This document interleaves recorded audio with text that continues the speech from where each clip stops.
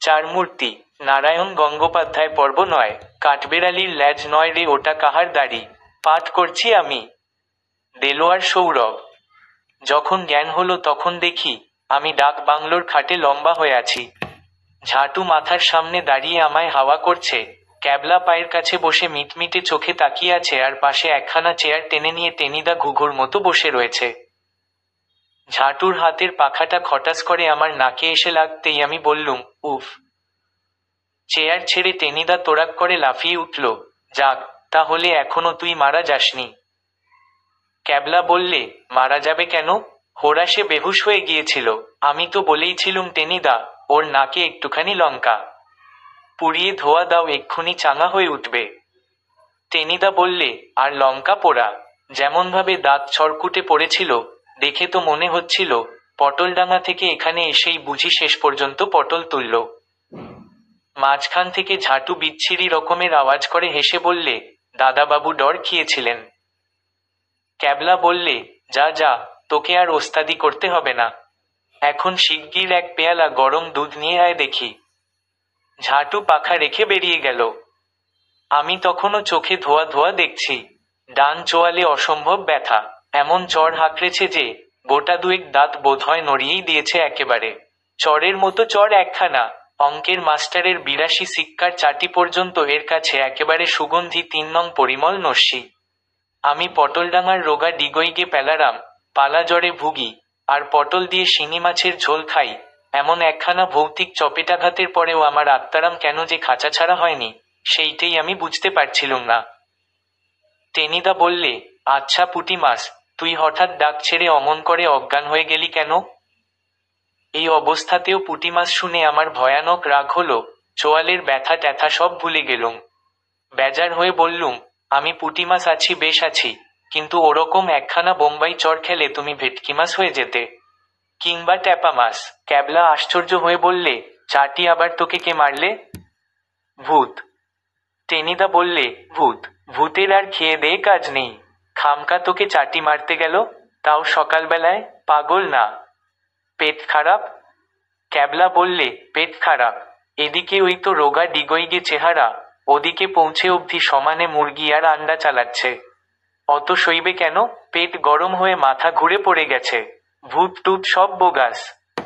টেনিদা সঙ্গে সঙ্গে সায় দিলে, ঠিক, আমিও ওই কথাই বলতে যাচ্ছিলুম। ডান চোয়ালটা চেপে ধরে আমি এবার বিছানার ওপরে উঠে বসলুম। তোমরা বিশ্বাস করছো না? টেনিদা বললে, একদম না। ভূতে আর চাটি মারবার লোক পেলে না। ক্যাবলা মাথা নাড়ল, বটেই তো, আমাদের লিডার টেনিদার এসা একখানা জুৎসই গাল থাকতে তোর গালেই কিনা চাটি হাঁকড়াবে? ওতে লিডারের অপমান হয় তা জানিস? শুনে টেনিদা কটমট করে ক্যাবলার দিকে তাকালো। ঠাট্টা করছিস? ক্যাবলা তিরিং করে হাত 5 দূরে সরে গেল। জিভ কেটে বললে, কি সর্বনাশ! তোমাকে ঠাট্টা, শেষে যে গাঁটটা খেয়ে আমার গালপাটটা উড়ে যাবে। আমি বলছিলুম কি, ভূত এসে হ্যান্ডশেকি করুক আর বক্সিংই জুড়ে দিক, লেকিন ওটা দলপতির সঙ্গে হওয়াটাই দস্তুর। টেনিদার কথাটা ভালো লাগলো না। মুখটাকে হালুয়ার মতো করে বললে, যা যা, বেশি ক্যাচর ম্যাচর করিসনি। কিন্তু তোকেও বলে দিচ্ছি প্যালা, এ বেলা থেকে তোর ডিম খাওয়া একেবারে বন্ধ। স্রেফ কাঁচকলা দিয়ে গাদালের ঝোল, আর রাত্তিরে সাবু বাড়লি। আজকে মুচ্ছা গিয়েছিলি, 2-4 দিন পরে একেবারেই যে মারা যাবি। আমি রেগে বললুম, ধাত তোর তোমার সাবু বার্লির নিকুচি করেছে। বলছি সত্যিই ভূতে চাটি মেরেছে, কিছুতেই বিশ্বাস করবে না। ক্যাবলা বললে, বটে? টেনিদা বললে, থামো, আর চালিয়াতি করতে হবে না। আমি আরো রেগে বললুম, চালিয়াতি করছি নাকি? তাহলে এখনো আমার ডানগালটা টনটন করবে কেন? টেনিদা বললে, অমন করে খামকাই তো লোকের দাঁত কনকন করে, মাথা বনবন করে, কান ভো ভো করতে থাকে, তাই বলে তাদের সকলকে ধরেই কি ভূতে ঠ্যাঙায় নাকি? আমি এবারে মনে ভীষণ ব্যথা পেলুম। এত কষ্টে সৃষ্টে যদিই বা গালে একটা ভুতুড়ে চড় খেয়েছি, কিন্তু এই হতভাগারা কিছুতেই বিশ্বাস করছে না। ওরা নিজেরা খেতে পায়নি কিনা, তাই বোধহয় ওদের মনে হিংসে হয়েছে। আমি উত্তেজিত হয়ে বললুম, কেন বিশ্বাস করছো না বলে তো? তোমরা তো গুটি গুটি সামনে এগিয়ে গেলে। এর মধ্যে গোটা কয়েক বইচি টেচি খেয়ে আমি দেখলুম ঝোপের মধ্যে একটা কাঠবেড়ালির ল্যাজ নড়ছে। যেই সেটাকে খপ করে চেপে ধরেছি, অমনি অমনি কাঠবেড়ালি তোকে চড় মেরেছে? বলেই টেনিদা হা হ্যাঁ করে হাসতে লাগলো। আবার ক্যাবলার নাক মুখ দিয়ে শেয়ালের ঝগড়ার মতো খিক খিক করে কেমন একটা আওয়াজ বেরোতে শুরু করলো। এই দারুণ অপমানে আমার পেটের মধ্যে পালাজ্বরের পিলেটা নাচতে লাগলো। আর সেই সঙ্গেই হঠাৎ নিজের ডান হাতের দিকে আমার চোখ পড়ল।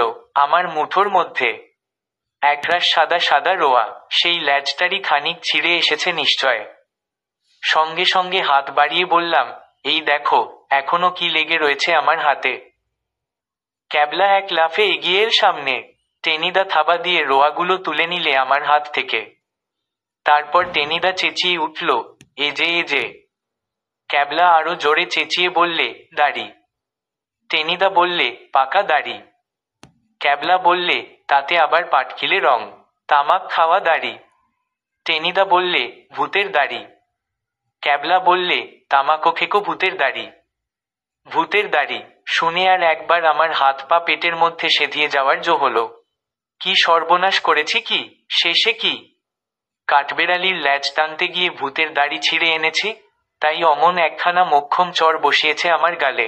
কিন্তু একখানা চড়ের ওপর দিয়েই কি আমি পার পাবো? হয়তো কত যত্নের দাড়ি, কত রাত বিড়েতে শ্যাওড়া গাছে বসে ওই দাড়ি চুমোরে চুমোরে ভূতটা খাম্বাজ রাগিনী গাইত। অবশ্য খাম্বাজ রাগিনী কাকে বলে আমার জানা নেই, তবে নাম শুনলেই মনে হয় ও সব রাগ রাগিনী ভূতের গলাতেই খোলতাই হয় ভালো। আমি সেই সাধের দাড়ি ছিঁড়ে নিয়েছি, এখন মাঝরাতে এসে আমার মাথার চুলগুলো উপড়ে নিয়ে না যায়। ক্যাবলা আর টেনিদা দাড়ি নিয়ে গবেষণা করুক, আমি হাত পা ছেড়ে আবার বিছানার ওপর ধপাস করে শুয়ে পড়লুম। ক্যাবলা দাড়িগুলো বেশ মন দিয়ে পর্যবেক্ষণ করে বললে, কিন্তু টেনিদা ভূতে কি তামাক খায়? কেন, খেতে দোষ কি? মানে এই কথা হলো? ক্যাবলা মাথা চুলকে বললে, লেকিন বাত এহি হ্যায়, ভূতে তো শুনেছি আগুন টাগুন ছুতে পারে না। খায় কি করে?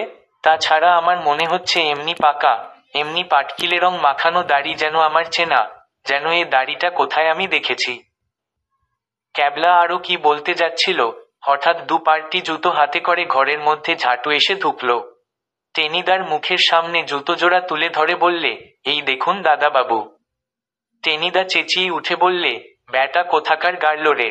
বলা হলো প্যালার খাওয়ার জন্য দুধ আনতে, তুই আমার মুখের কাছে জুতো এজারা এনে হাজির করলি। আমি কি ও দুটো চিবব নাকি বসে বসে? ঝাঁটু বললে, রাম রাম, জুতো তো কুত্তা চিববে, আপনি কেন? আমি বলছিলাম, হাবুলবাবু কোথা গেল? জুতোটা বাহিরে পড়েছিল, হাবুলবাবুকে তো কোথাও দেখলাম না। ফির জুতোর মধ্যে একটা চিঠি দেখলাম, তাই নিয়ে এলাম। জুতোর মধ্যে চিঠি? আরে তাই তো বটে। আমি জ্ঞান হওয়ার পরে তো সত্যিই এ ঘরে হাবুল সেনকে দেখতে পাইনি। ক্যাবলা বললে, তাই তো, জুতোর ভেতরে চিঠির মতো একটা কি রয়েছে যে। ব্যাপার কি টেনিদা? হাবুলটাই বা গেল কোথায়? টেনিদা ভাঁজ করা কাগজটা টেনে বের করে বললে, দাঁড়া না কাঁচকলা, আগে দেখি চিঠিটা। কিন্তু চিঠির ওপর চোখ বুলোতেই সে দুটো তোড়াক করে একেবারে টেনিদার কপালে চড়ে গেল।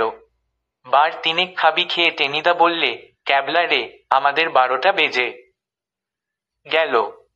12টা বেজে গেল মানে? মানে হাবুল গন? কোথায় গন?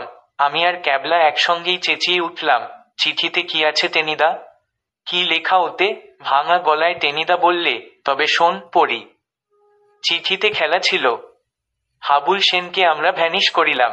যদি পত্রপাঠ চাটিবাটি তুলিয়া আজই কলিকাতায় রওনা হও, তবে যাওয়ার আগে অক্ষত শরীরে হাবুলকে ফেরত পাইবে। নতুবা পরে তোমাদের 4 মূর্তিকেই আমরা ভ্যানিশ করিব এবং চিরতরেই তাহা করিব। আগে হইতেই সাবধান করিয়া দিলাম, পরে দোষ দিতে পারিবে না। ইতি ঘোচাংফু, দুর্ধর্ষ চৈনিক দস্যু।